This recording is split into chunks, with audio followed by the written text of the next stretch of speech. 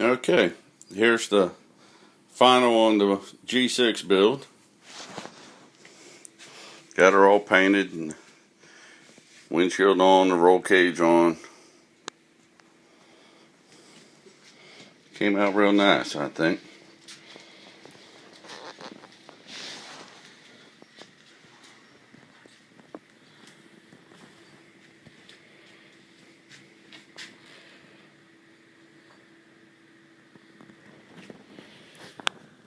Yeah, not too bad if I do say so myself. Alright, that's it on the build. I'm hoping to get some running videos soon. I do want to get some new rims for this thing. I haven't glued the tires on because I don't care for these rims much. I'm trying to find me some bead locks. Alright, update you later.